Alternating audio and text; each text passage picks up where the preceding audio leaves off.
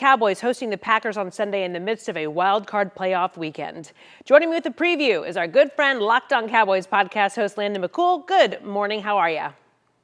Good morning. I'm ready for this game. Yeah, I bet you are. A lot of people are too, even in the cold. So injuries, the Cowboys are talking about, let's just discuss about this shoulder injury that we're seeing from one of the players. What are you expecting when you're looking at this? Yeah, Stephon Gilmore had a separated shoulder in this last game. He didn't come back into the game, but it does appear that he is going to play. He worked in pads yesterday. He's going to be wearing a harness, but it sounds like he is able to play. He's telling everyone that he is definitely going to make it to play. Now, maybe one of the reasons we're excited is because the Cowboys are the favorite in this one. We have seen early playoff exits in recent years, though, so we're trying to temper expectations. What can they do to avoid that this time?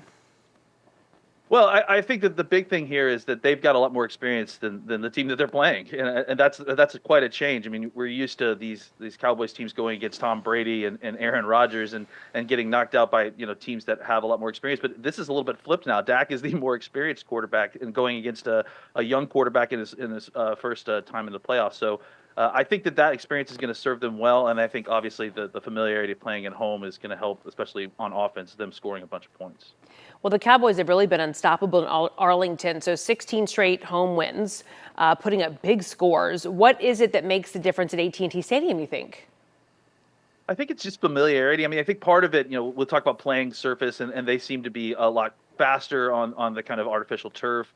But, I mean, you talk to the Cowboys players, and it sounds mostly that it's just a lot of familiarity, have a routine that they're comfortable with, and it just helps them kind of get out of their start a little quicker. And I think when they do that, it puts other teams in disadvantageous positions, and then things just kind of start rolling downhill against them. Now, this is the Packers' first year without Aaron Rodgers. Jordan Love is now quarterback one, and he's had a little slow start. He's come on strong at the end of the season, though. Should Dallas be a little concerned?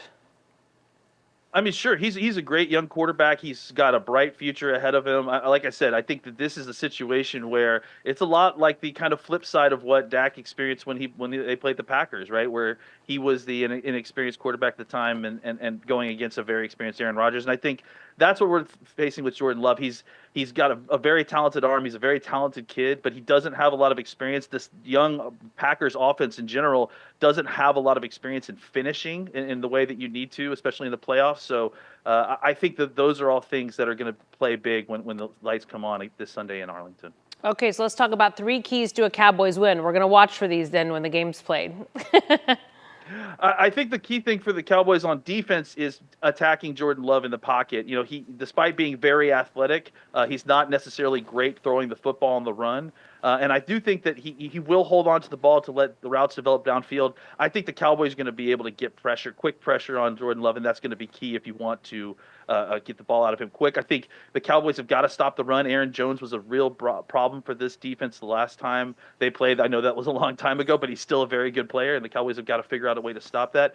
And then on offense, I think the Cowboys have huge advantages, especially throwing the ball up the seam to the tight end and wherever CeeDee Lamb is lined up. And I think, as long as they're able to kind of play their game and play within themselves and not make stupid penalties, they should be able to enjoy that healthy advantage and turn it into points. Okay, here we go. We'll be watching with you. You can catch Landon and his podcast partner Marcus with new episodes of Locked On Cowboys every day. Subscribe wherever you get your podcasts.